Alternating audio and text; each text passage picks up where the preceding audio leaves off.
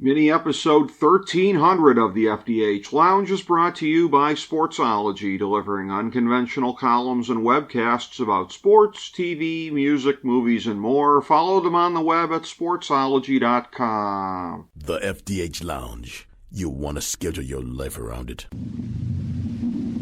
A long time ago, on a gloomy, wet Cleveland spring night, two men stand alone amidst the late-night drizzle.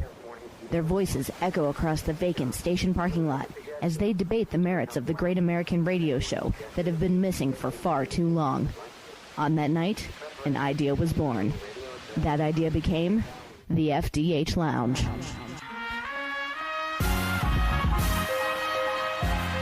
Welcome to the FDH Lounge. Hello everyone, welcome to FDH Lounge mini episode 1300. This is FDH Managing Partner Rick Morris here. And I've got the same two guys here that I had with me, coincidentally, for mini episode 1100. We were talking baseball then. We're talking baseball now. This is our 2020 World Series recap. FDH Lounge dignitaries Ken Detwiler and Steve Kallas. Steve, additionally, co-host of the Kallas Remarks podcast with Joe Stazak, frequent guest on Joe Stazak's show on 97.5 The Fanatic in Philadelphia, and sports editor of the Westchester County Post. That is at westchestercountypost.com.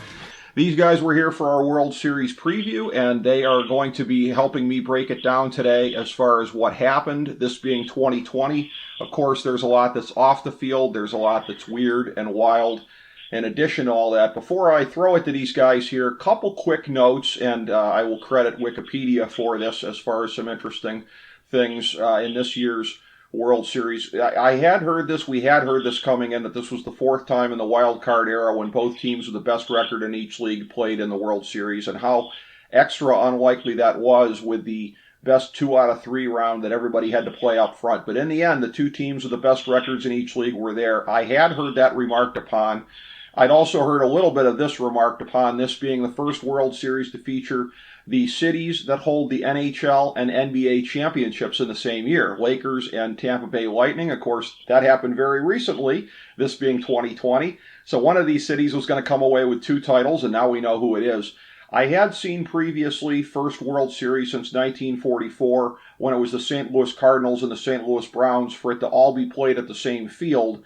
But this is also the first World Series since 1993 to have all games played on artificial turf, albeit with the improved field turf of these days. There's not as much of a difference between artificial turf and natural grass as there used to be, but that is still kind of an interesting note. And something that I've been looking at in recent years here, because the Dodgers, Giants, and Cardinals historically have predominated the National League pennants, that this appearance in the World Series for the Dodgers, they passed the Giants to take back the record for most National League pennants.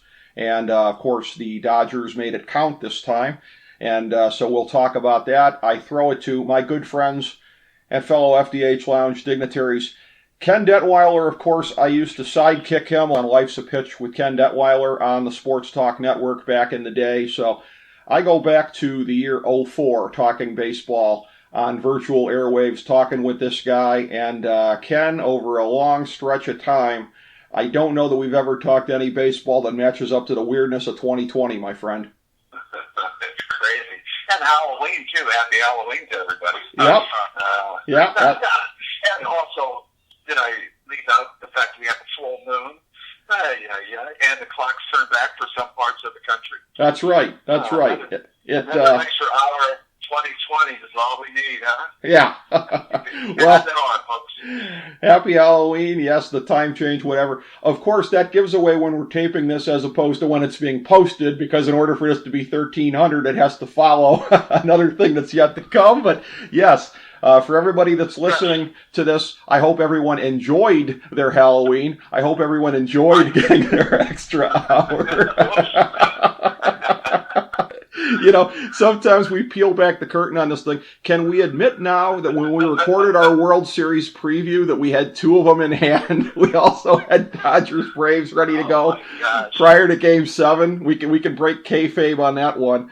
And, it is always a pleasure getting together to talk baseball with you guys. And that, of course, includes my good friend, the counselor, Steve Kallas. who, again, we've been talking baseball with now for well over a decade on this show, as well as talking other subjects. And Steve, a pleasure to have you on for this one here. I couldn't imagine doing the 2020 World Series recap with all the weirdness without you being a friend of it, or a part of the show, big guy. Wow, great to be with both of you guys as always. Just a strange end to a strange season, and I know we're going to get into it in more detail, but the strange end to me being the total abdication of what seeing your gut to analytics, and that, of course, was taking Blake Snell out in Game 6 when it looked like he had things going so well. He had pitched as well or better than virtually anybody in the entire series. I don't know if you want me to go heavy on it now, Rick, but that to me was the final piece in the puzzle of Kevin Cash was watching the game, but he didn't see what was going on. You know what? Let's start there, because there'll be enough time to get to things off the field, and we will talk about that and the way that COVID impacted this series. As far as it goes, though, yes, let's start there, and I will ask you to follow up on that, Steve, because, again, this is one of these deals where, when you're looking at it, this is a circumstance where you're not going to bring out Blake Snell for Game 7. I mean, once in a while you will see a starter come out and then make a little bit of an appearance the next night. It's been kind of rare. I think Randy Johnson might have done that in 01, yes. Come back in. Yeah, I mean, that's right. But Snell wasn't going to do that, and you had a chance on those nights because he was dealing. He was just absolutely at the top of his game, and to make Games 2 and Game 6 the games that you put away because he carried you to victory. And the whole thing about third time through the lineup and everything like that, again, I agree that this is, and I've always said, I think we're all in agreement on this show. Analytics is a wonderful tool when you incorporate it into your toolkit, when it is something that you use to guide you. And few teams, if any, have used it better than Tampa Bay, in fairness. If they weren't so good at it, they wouldn't be here at this point of making it to Game 6 in the World Series. There's no question about that. But in that moment, and the one way where I have a lot of affection for Kevin Cash, longtime coach here with my Cleveland Indians, and I think he's a tremendous manager, one of the very best. The thing of it is, too, I mean, you don't have to have watched Moneyball to know that it wasn't all his idea on that. Front offices are very involved with analytics-oriented teams here. This would have been meetings before the game as far as Kevin Cash and the people above him. If it gets to this point, this is what we're going to do.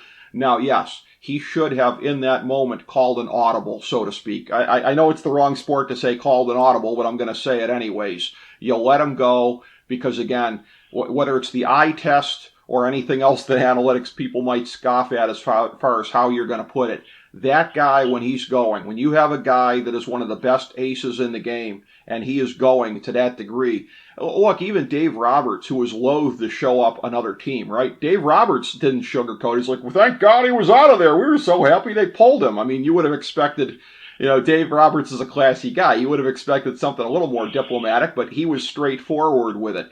Everybody in the world thought it was a mistake, except for Kevin Cash, the folks in the Tampa Bay front office. And in the end, Steve, we were right and they were wrong. Well, I think this was really kind of another second guess it was at the time. It was like incredible. But I'll adopt what Kevin Cash said afterwards, which I'll give you some quotes. But first I want to go through what was happening. And then I'll tell you what I think was the real reason that, of course, nobody, as far as I've heard, has mentioned. But Snell, as you know, was dominating the top of the lineup. You heard the stats on the telecast. The first three guys in the order had both struck out twice against Snell. He had made Mookie Betts look terrible. He wanted to extend that to the top four guys. So he had the top three guys were 0 for 6 with 6 strikeouts as they came to the third time around. If you want to extend it to Max Muncy, the cleanup hitter, he struck out once and hit a 25-foot dribbler in front of the plate that Snell came in and threw him out at first. So the top four guys, and these guys are 4 stars, 4 excellent hitters, 0 for 8 with 7 strikeouts and a 25-foot dribbler. The top 4 guys in 8 at-bats hit the ball 25 feet combined. Right. As they came to the third time around.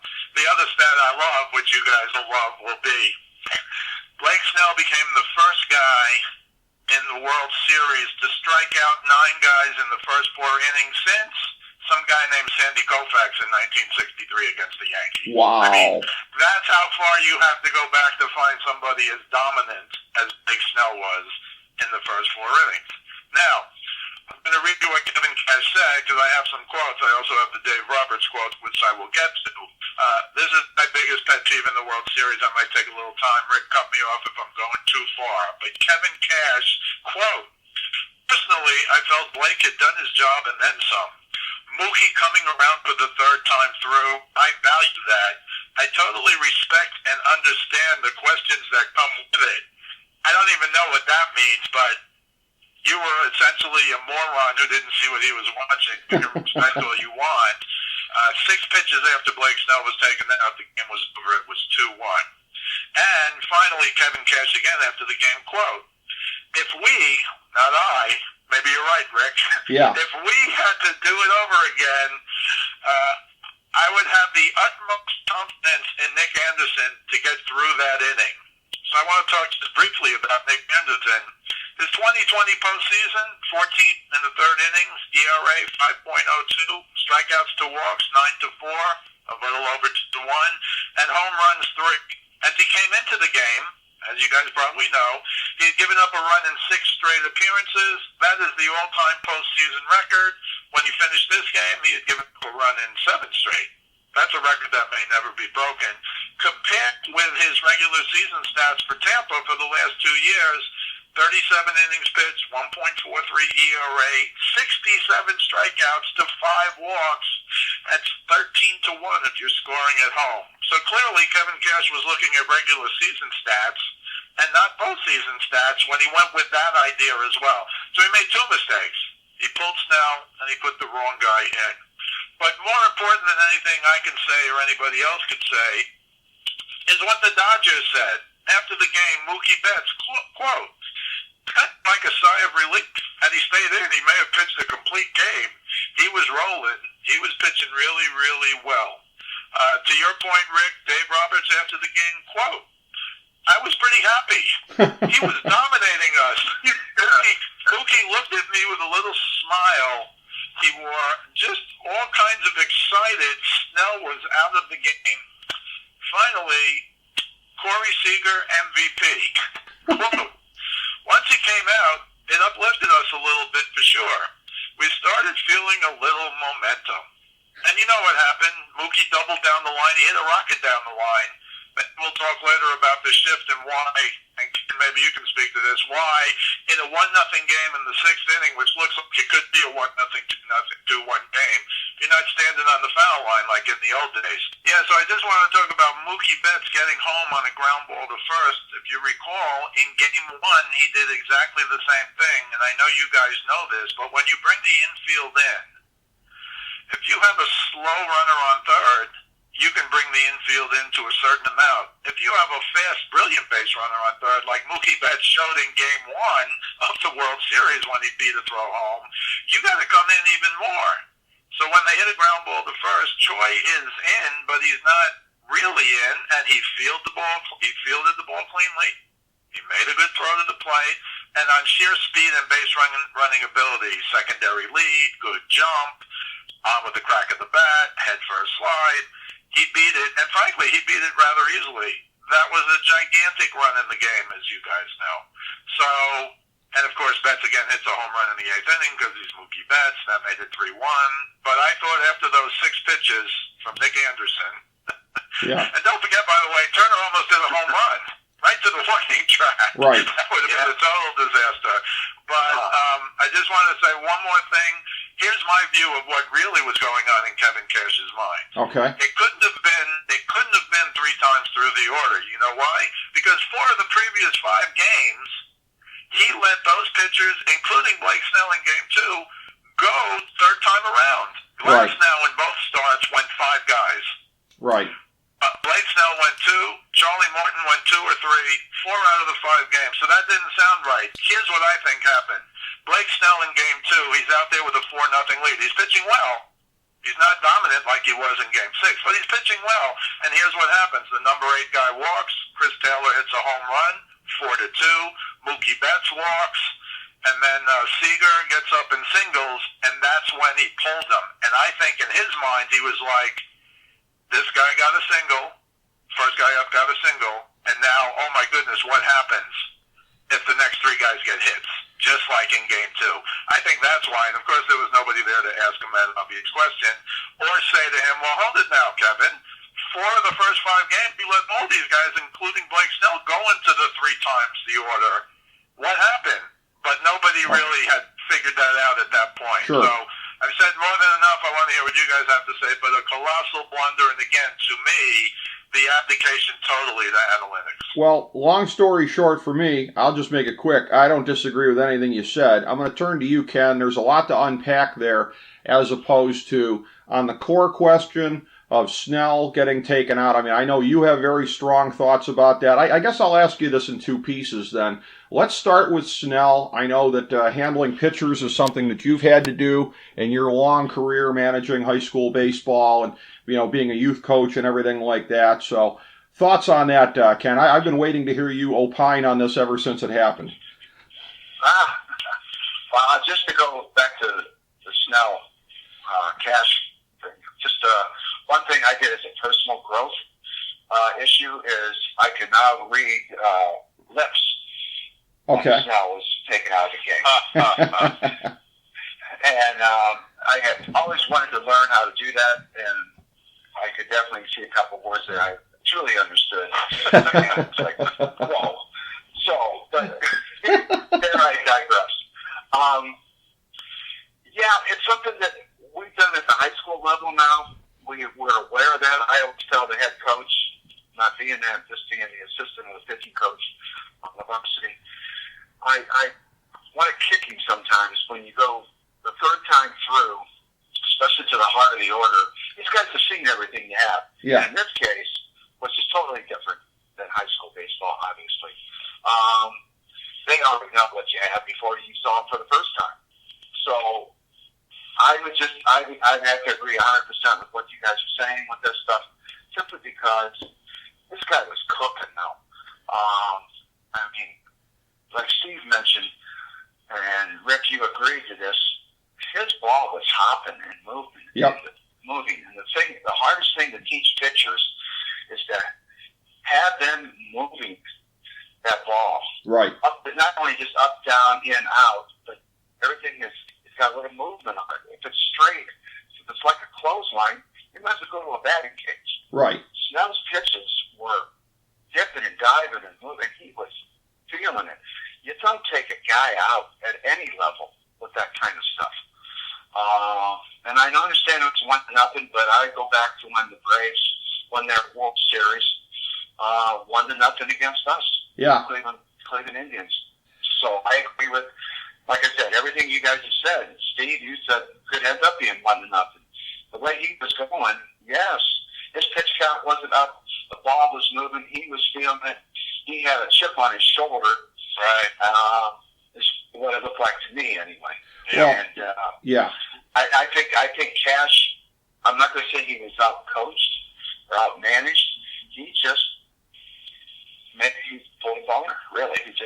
That was it. Well, right. And I want to follow up with you on the other point there, Ken, but again, as far as it goes, the Cleveland Indians in their 2 recent World Series eras, yes, Snell wasn't throwing any flat Eric Plunk / Brian Shaw fastballs with his team in the lead. They had movement on them.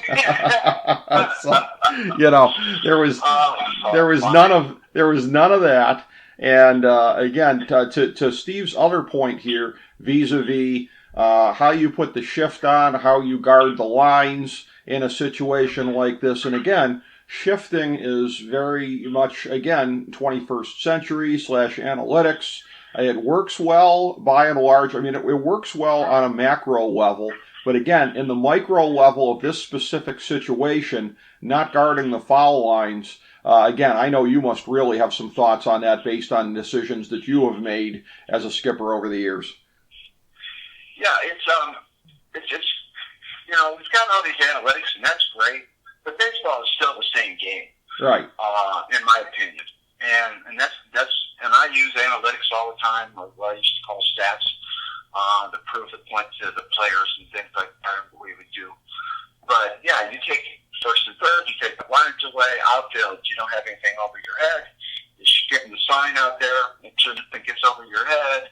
And then also, you don't let any doubles happen down the lines or any of that stuff. That late in the game or that close to the game or that much on the line, let him single you to death. Let him bunch in, move over, and play small ball. Most of the major leaguers, I don't think, can play small ball. Right.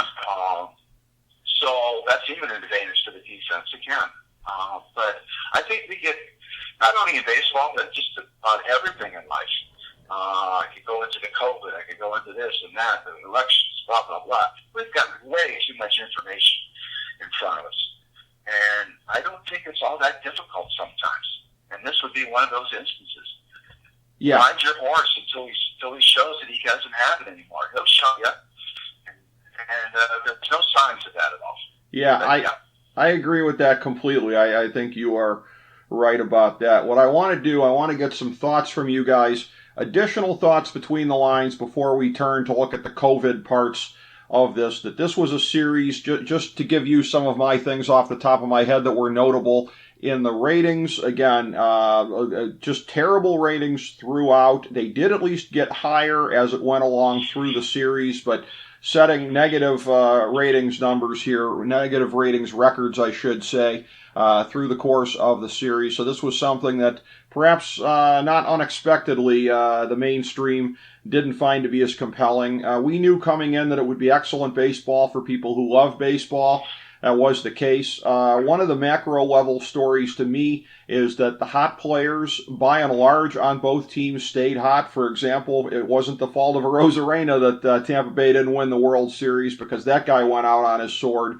And you go on down through the line, Corey Seager, the MVP, carrying it over from being the NLCS MVP. That's very rare to win both of those back-to-back, but he managed to do it. Whether it be Mookie Betts, who had a tremendous series, Kershaw kept momentum going. He had clearly his best World Series. This was outstanding also for Walker Buehler. And all throughout here, a lot of the stars on both sides, the ones that were really hot coming into the World Series, carried it over, kept it going at that level. I'm going to start with you, Steve, as far as your remaining thoughts between the lines on this before we turn to look at the COVID stuff. Yeah, I got a few. One more on Mookie Betts that I forgot to mention earlier. He was historically very good against lefty pitchers. This year, both in the regular season and in the postseason, he was horrific against lefties. And I think I heard a stat during the telecast where he had slugged from Tom Verducci that he had slugged, his slugging percentage against lefties during the season, this short 60-game season, was .218.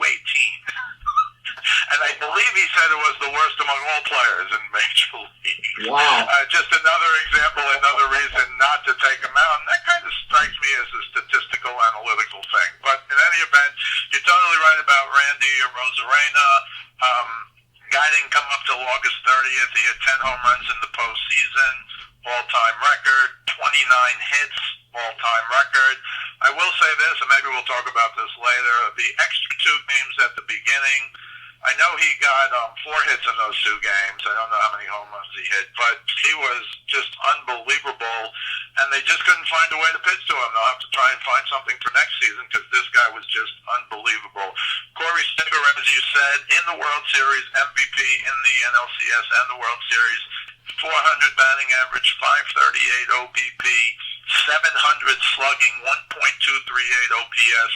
Those are video game numbers. 4 doubles, 2 homers, series best 7 runs scored, 5 RBIs, on base 14 times, more than any other player on either team.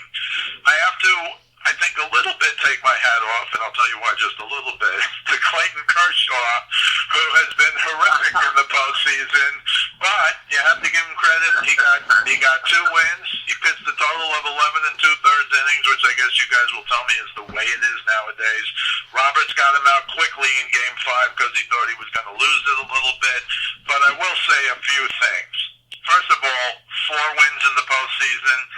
He pitched against the Milwaukee Brewers in a, and I'm putting this in quotes, postseason game. That ridiculous 1-8. He beat for a postseason win and 8 shutout innings to get his ERA down. he beat a team that was 29-31, and most of us would say, Milwaukee Brewers pretty good hitting team. Not this year. 223 average. I believe it was their OPS was third lowest in the National League. They hit 75 homers as a team in 60 games, which no longer is good. Right. In the old days, that was good, but that's not that good anymore. They were middle of the pack in home runs. So to get credit for a postseason win, 8 shutout innings against a 29-31 team. Remember, the Astros almost made the World Series at 29-31. How embarrassing would that be? Right. But you do give him credit for 2 World Series wins. He is now 13-12. I think there should be an asterisk against beating a sub-500 team in the postseason. I'm sure that's never happened in the history of baseball before. I remember the 73 Mets were 83-79, and it was like a joke that they made the playoffs, but, they went to Game 7 of the World Series against Oakland. And the final thing I'll say about Kershaw is in Game 1, the Dodgers were winning 2-0 in the 4th and 6-1 in the 5th. A little easier to pitch that way, as you guys know. And in Game 5, they were up 3-0 after 2. So, again, Kershaw pitched well in 2 World Series games. They now have him, like many pitchers, a 5- or 6-inning pitcher. And so I guess that makes him good. Everybody loves Kershaw. He's such a great guy. I've said in the regular season he's Sandy Koufax, which is kind of blasphemy where I live. But it's true. Go look at his regular season records. But in the postseason, he's been horrifically bad. Not to bring up something that'll bother you guys, but when the Yankees scored 7 earned off of Shane Bieber, they put up a thing. No, they put up a thing at ESPN. Most earned runs given up by a pitcher in a postseason game when they've led the major leagues in ERA. First on the list is Clayton Kershaw, 8 earned runs. This is like back in 2013. Second on the list is a tie, Clayton Kershaw and Bieber, because they gave up 7 earned runs. Yeah. Just to give you a sense, because you can paint this guy as the greatest pitcher ever, regular season forever, but don't tell me how great he is in the postseason. Before it started, a guy asked a player on the Dodgers, Clayton Kershaw has 11 postseason wins. What does that say to you? And, of course, the guy gave the obligatory, he's a great postseason pitcher. He's great. He's good. He's hot. He's our leader. And the guy left out the fact that he was 11-12. Yeah. So that's just my own personal bias against Clayton Kershaw, because at best, he's been mediocre. But give him credit, he was 2-0 in this World Series, and the Dodgers broke that 32-year streak of no World Series victories. Yep. Excellent notes there, as I expected. And Ken, I know you will rise to the occasion as well here. Additional thoughts that you had on watching these 2 skilled rosters go head-to-head? I think they're both going to be, well, I don't know about Tampa, but I think that L.A. got a run in them here for quite some time, and hopefully Tampa does too. On another note, whenever Steve, I don't know about you, Rick, but whenever Steve says, everything about but don't want to offend you guys, I cringe and want to leave the room. Because then Bieber comes up and he totally trashes it. So, and I know anytime you say but, nothing good follows. That's right. But then Steve laughs to rub it in a little bit more. So it's, nothing hurt that. But at any rate, I thought it was a well played, except for that cast tackle. I thought it was entertaining. As you know, I picked the Dodgers. I think we all picked the Dodgers to win it with our head, not our heart, in my case. But I'll tell you what, the most impressive part of the whole thing with both of these outstanding teams was Phillips knocking the game. Yeah. And I still have that memory. That's right up there with Mazeroski running around the bases, and these guys are chasing him all over the field with his arms like an airplane. I mean, I was telling my wife, and Rick, my wife, she's not a big baseball fan or anything, but she listens to me nonetheless, puts up with me. I was telling her, I said, who is this guy? Yeah. I had no idea who this guy was. He's been in the lineup at the time. And I'm like, because I had just flipped it back on, and boy, glad I did. And, no, it was a fun season. I wish it had been a regular season, like we all do. But there were some memories, good memories. Oh, yeah. Yeah, and you are totally right to bring that up, the ending to Game 5. It is one of the all-time World Series classics as far as how that went down. Phillips, the last guy on the bench, coming in and getting that hit and going in there. I will say, vis-a-vis predictions here for the World Series, I wouldn't be me if I didn't do a little ball busting on this. You mentioned all of us picking the Dodgers here. I know. I picked the Rays. Well, Oh, you did. well, Another soap pop by me. I'm sorry. Well, but here's the thing, though, Steve. And again, I gotta good-naturedly give you some noogies here because you were kind of like, well, yeah, basically they picked up Mookie Betts, but he didn't have much of a regular season. I think Mookie Betts and his rabbit ears were listening to you because now he's got 2 World Series in 3 years, my friend. Hey, by the way, would anybody pick the Dodgers in 6? That would be you, wouldn't it? I said 7. Oh, wow. Oh, my. Oh, Yeah. my. Really? Pinocchio just came in the room. I had no idea. Yeah. Well, yeah, well played. And again, let's just say, for any of the 3 of us to get that right on the nose, it wouldn't have surprised me. But unsurprising that you are going to do that. So yes, as far as it goes for accuracy, you were the most accurate among the 3 of us here as far as how it goes. I want to talk about this as well. I know we're going to have some ranting to do on the whole COVID situation. My observations are this, that first of all, very on brand for Major League Baseball to come to basically 99.9% of the way through the thing and basically step on their Johnson at the end. Whether it be the embarrassment of tests coming back mid-game, the first COVID test for Justin Turner inconclusive, and then having to pull him in the 8th inning, whether it be failing to keep him from coming onto the field afterwards and just letting it happen and letting him potentially turn the post-game celebration into a super spreader event, posing for a picture next to his manager, sans mask, a manager who was a cancer survivor in Dave Roberts, oh, by the way. Andrew Freeman saying, well, he's a free agent. What are we going to do? He's not a free agent until November 1st. Major League Baseball does it that way for a reason, so that you still have some disciplinary control over your players after the last pitch. So shame on Andrew Friedman for that, for what he said and did to basically try to excuse the situation here. And for Justin Turner himself, I'm just going to say this. My sense of it is, I don't know if you guys agree with this or not, I think the way it works with Time Magazine and their Man of the Year is that they go for the person most representative of the year, not the most admirable person or whatever. I nominate Justin Turner for Time Magazine Man of the Year because in this year of our pandemic, with all the stupid, selfish, entitled people of the world who are like, but it's not fair that I don't get to do this, but it's not fair that I don't get to do that, Justin Turner going back out onto the field deliberately with COVID, pulling his mask down, potentially exposing a whole bunch of people, including, oh, by the way, a pregnant woman out there, the wife of one of his teammates, I understand. All these things here. Who could be more representative of all the a-holes in this country that are spreading this disease at now unprecedented rates as we're taping this? This 3rd spike that we're just starting now is going to be the worst one. We don't know where it's going to go. And it doesn't just happen. It happens because of people like Justin Turner that just don't give a crap about their fellow man. So, again, we've all missed out on things here during this year. I'm about to miss out on, there are some things I've done with getting together with close family over the holidays that I've done since 2004. And it's not going to happen this year. And it really tears me up. But I'm not under the delusion that I'm the only person that's being deprived of something here. Justin Turner was under the delusion that he was uniquely affected by this. I'm the only person who's being deprived of what I'm owed, and so he went out there and did it. So there's my thoughts on it. The whole thing, a complete shite show on his part, Major League Baseball, on down the line. I know you guys have some thoughts. Steve Kallas, let her rip.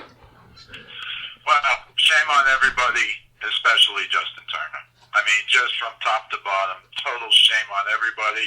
I know baseball's defense was they had the head of security. Oh, the whole head of security went up to Justin Turner, and he vehemently refused to come off the field.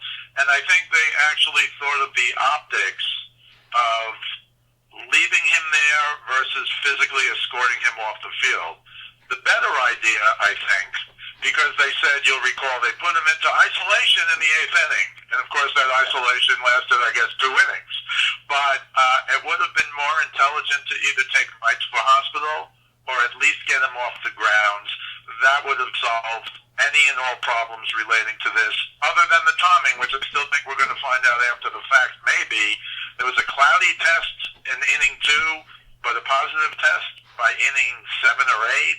And everyone, all the reports where they took him out in the middle of the game, no, they took him out with a 3-1 lead with, in the 8th and 9th innings. So that's a little spooky. The best point you made when you have Dave Roberts, Hodgkin's lymphoma survivor from 2010, literally next to Justin Turner, as Justin Turner literally takes his mask off. And also, I didn't know what you said, Rick, a pregnant woman around there. This is beyond stupid. Where now, I think for the first time, they're reporting there were 100,000 cases in the United States. This has been a disaster from beginning to end. Don't want to get political.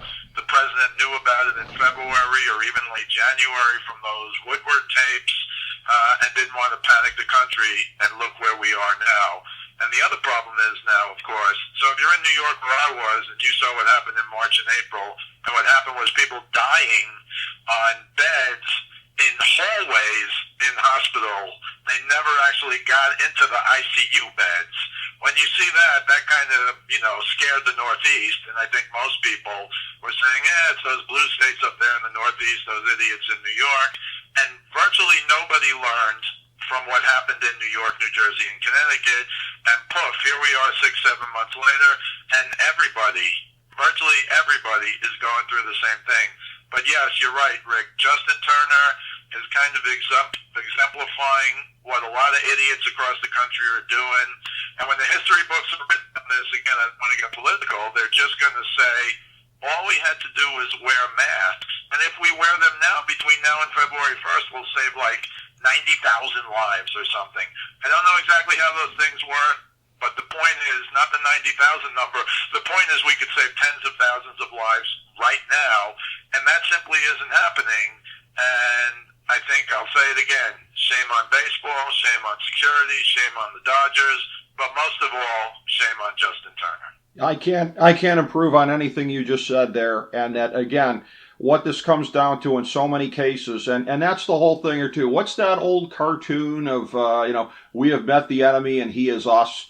It's the stupidity of stupid, selfish people in this country throughout this year. If people had changed their behavioral patterns to try to be more considerate of those around them, we wouldn't be at 100,000 or on the doorstep of it. And to me, like I said, Justin Turner he's the snapshot of this year. He is the snapshot of American entitlement and the face of, I deserve what's mine no matter what it happens to anybody else. And, Ken, I know that you're somebody who has always cared about community and those around him, and you've always been a very considerate person. And so I know, again, that really had to tear at you when you saw that scene.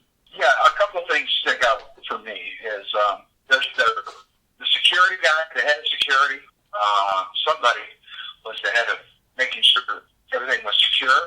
Get him out of there. Fire his ass. Yes. Pardon my language. Yes. But somebody has to take responsibility, and that's one thing. Again, I guess this kind of goes back to Turner. Nobody's taking responsibility for their own actions, let alone that of others. Why did we have security there? First of all, did you happen to look around and see there was nobody there through the whole playoffs? Because of this COVID thing? Did you not know your manager was a cancer survivor? She's just irresponsible. And this has to go all the way up to Manfred. Not a big fan, and I'll get into that later on. But he's going to hand out penalties, I hope, or some kind of fines or both. I don't know where this. Perhaps he's not. But that would be my recommendation. Let's start. We handed out penalties, and probably maybe as severe as what happened to the Astros. Let's start making people pay for their actions. Make them accountable. Yes. Honest to God. And I think that's one of the worst things that Steve had said earlier. I want to get political, but I think maybe this isn't political. It's just a matter of our society we don't take accountability at any level for anything No. anymore. And it just fries my tacos, I guess. I don't know what to say. No. Listen, no, I hear you. That's very well said, Ken. And that's a thing here where, again, it's people like Justin Turner, it's people like him who don't give a crap about what they think they're entitled to, what it might be costing other people in terms of spreading this thing. And this is not merely a thing of exposing yourself, potentially exposing other people. Somehow or another, he got this. And we need to know the story behind this. There needs to be an investigation, because I don't know that this was necessarily a bubble they were in. It was only a true bubble if they weren't leaving the hotel once they got back there. And maybe that is the case. It's certainly not a bubble the way that the NBA and NHL ones were. But anyways, for him to have gotten this, okay? It wasn't just like, oh, well, there was a busboy that was infected and he picked it up off of his soup spoon. I highly doubt that's how it happened, that via a room service order, the guy got COVID. Somehow or another, he put himself in a situation to get this because there were protocols in place to make sure that none of them would get it. And nobody in Major League Baseball had gotten it in, what did they say, like 58 days or something like that? So we need to know the story of how he got it. Hopefully there are investigative reporters working on this right now. But where it went from there, when he knew that he had it, to go out there and risk giving it to other people and risk the adverse effects to everyone involved, I knew that was going to be something that would just sicken the three of us, because it's one of the worst things related to any major sporting event. One of the worst. We can talk about selfishness as far as me first stuff, a guy acting like an a-hole on the sidelines yelling at a coach or anything like that. This isn't that. This is risking human lives. This is taking the whole selfish athlete thing to levels that we're not used to talking about, because generally you don't see athletes endangering the lives of other people out there on the field. And this is what happened in the middle of a pandemic. So I knew we were going to be wound up on that subject in particular. For any additional thoughts, I'll just start her kind of around the horn here with you, Steve. Well, a bizarre baseball season. They did the best they could. I thought they made a colossal blunder, as usual, because if they could have gotten together, and this was about money, of course, not about COVID, if they could have started 3 or 4 weeks earlier, they would have at least had a monopoly, a total monopoly, early on after 5 months of nothing. But they could not get their ducks in a row. Both sides to blame. It's all about the money. But just think if they could have started earlier, because when they started, the NHL playoffs had started. They went right to the playoffs. The NBA would go from like 8 games and then the playoffs. And so baseball was overrun by playoff hockey, not as important, but playoff basketball. And I'm sure their ratings were terrible. Come to September, what comes in? The 800-pound gorilla in the room, the NFL. So they at least did a decent job of missing a few football games, as you know. Right. But overall, a poor job in terms of seeing baseball. My son's in his mid-20s. He loves baseball. He said, Daddy, I got to tell you, I hardly watched. And I said, I got to tell you, I hardly watched at the beginning. The 1-8 stuff, the 2-7 stuff, that initial 2 games was a joke, except for a 4-5 series like the Astros or the Yankees and Cleveland. It struck me at the beginning as kind of like the first day of March Madness. And stupid, I thought. And, the other problem forward-looking that I see is Manfred has said he wants more playoff teams. Not 16 like this time, but more than they had. So the regular season that has been so cheapened in our lifetimes, when we were kids, and, the winner of the AL played the winner of the NL, and then in 1969, 2 divisions, you had to win something to make it in baseball, more so than any other sport. It was great. When they went wild card, I remember writing articles. My defense used to be baseball, the only game where you have to win something to get into the playoffs. That left with the wild card. Please don't tell me winning the wild card. What that means is you didn't come in first. So now they're going to improve. They're going to expand the playoffs. Why? Money. You guys know why. And then the second thing that I've heard that Manfred wants to do is bring that man on second in the 10th inning as a permanent aspect of Major League Baseball, Ugh. which just makes my head explode. The one thing I've said jokingly over the years, and I know you know this, Rick, I probably said it with you, is if you really want to shorten baseball, if you want to make it like it used to be, make it a 7-inning game. Right. The problem with that, which in theory would work, by the way, you have starters going out to the sixth. Oh, he's coming out for the sixth inning. Oh, a complete game. Oh, my goodness. What a guy. What a pitcher. Because nobody comes out for the ninth anymore, literally. What are there, 5 complete games a year now or whatever it is? But that's so against me as a purist. But having said that, I watched a few of these 7-inning doubleheader games, and you guys probably did too. And you know what? They're a lot more watchable, and I'm thinking more of young people than us. I'm going to watch anyway, but 7-inning games, 2 hours, everybody's trying to make everything shorter. I've written for years, if you wanted to change the game by 20 minutes, just have 1 minute less commercials between innings. Poof, it's 20 minutes shorter. That's never going to happen. Why? Follow the money. So doubleheaders, well, the best you can hope for is day-night doubleheaders. Why? Because they're not going to give you 2 games for the price of 1 like when we were kids. My dad and I went to Yankee Stadium every time there was a Sunday doubleheader. Why? Because we saw 2 games for $1 or $2 or whatever it was. So I think they're going the wrong way. I think even with the World Series, they can't start. The Super Bowl starts at 6:15. I understand it's 1 game, it's on a Sunday, but that's why a gazillion people watch the Super Bowl. World Series, if you're on the East Coast where we live, you know, they start at 8:07. I mean, come on. You're not going to see it at 11:30, especially if tomorrow's a work day. So they have so much work to do, and I think they're just going the wrong way. More playoff teams. I understand it's for money. Man on second to start the 10th inning, I'm sure that's making your guys' heads explode. So I've said more than enough, but I think it's still the gang that couldn't shoot straight, running baseball with a Harvard Law School educated commissioner and Rob Manfred. True, and again, and a lot of the things here, they do in fairness predate Manfred, and it's a thing, but again, this is how sports leagues do it, right? Goodell moved up in the NFL because he was Tagliabue's chief lieutenant. Tagliabue was that to Rozelle. This is how leagues do it. Adam Silver was chief lieutenant to David Stern. Everybody promotes from within. A lot of these things, obviously, the worst issues in baseball started under Bud Selig and have mushroomed under his successor. But, I mean, we are where we are right now. And, I mean, to me, Ken, if you want to sum this up pithily as far as where baseball is, I would say it would be Manfred's got a Manfred. Well, and Steve hit on a lot of points that I was going to bring up, and I'm glad because it seems like we're all kindred spirits here as far as this goes. So I appreciate that. Manfred is the absolute worst. And, Steve, if you want to tell your son that he didn't watch the game and many of the games, wait till next year. It's going to be a cluster.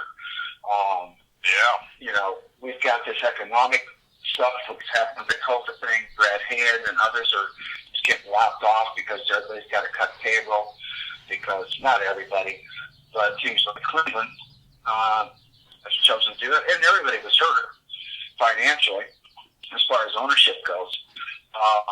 But the 7-inning thing is the only thing that I'm really excited about. I think this would work for all the reasons that you said, Steve, not to just regurgitate all that. Free agent, are they going to kick back? Because these guys who are at the are up for free agency. Hey, good luck having a big payday. Because I don't think that's going to happen, along with the economic reality of everything in 2021. You've got labor issues. And we know how that's gone. Most of the time, it's been in recent history, it's gone fairly well, very well, actually. I don't see that coming this year. I see storm clouds gathering for 2021. I hope I'm wrong on that. But, the universal DH, I could carry it either way. I'm a purist, but I like the Christmas batten, but I know I'm in the minority as the younger people come along. Expanded playoffs, no thank you. Sorry, but that's just the way I feel. Expansion, are they going to go into expansion in the next year or two? There's been talk of that coming up. I hope that doesn't even get addressed. That runner on second base, I can't say it on this forum, but I really want to say coaching speak and get a little talky there. But that is one of the still is. Less than things I've ever heard in my life. But that's my abbreviated rant of where I see the game that I love and have coached and played for my entire life, it seems. With that brief hiatus of 4 years that Rick, you and I were together on Life's a Pitch. It just breaks my heart because, I know I'm a dinosaur, but that's just the way I feel. Well, let me bring it all the way around on this note here. As far as the three of us who really are kind of purists saying that we would appreciate seeing it go to a seven inning game here, I mean, this is reminding me of the old thing from Seinfeld with Jerry and Elaine. Sex to save the friendship. Here we are, shortening the game to make it more pure. I mean, that's where we're at. I mean, this is our Seinfeld moment, people, but just because it's unlikely, it doesn't mean that it's true. I'm just going to say who's who. Well, character. No, don't answer that. I'm Kramer. I know that much. I know I'm Kramer. But whoever draws the short straw is Costanza, right? But we will see how all of this plays out, and before you know it, because of the weirdness of the calendar here, it won't be too long before we're previewing next season. And in a conventional year, this wasn't the case this year, but in a conventional year, our preview for the season will coincide with what will be our Don Coster tribute and our annual moment to kind of take a moment and celebrate and reflect back on the colleague that Ken and I used to talk baseball with back in the day. So we're actually not too many months away from that when we preview the 2021 season. And hopefully the 2021 season will be more normal, because that will mean that society is back to being more normal, and all of us really, really need that. We have a very rough stretch ahead of us here in the next couple of months in society, and hopefully by the time baseball rolls around, hopefully there is healing in baseball, healing in society, and that's all we can really hope for. That would be excellent for 2021. But getting through this, it's always easier to do whenever you have an excellent panel like this. You can't do any better than Ken Detwiler and Steve Kallas. I really appreciate it, gentlemen. Thank you so much. This was a mini episode worthy of a milestone number, 1300. Really appreciate you guys being here, and thank you everybody for tuning in to mini episode 1300 of the FDH Lounge.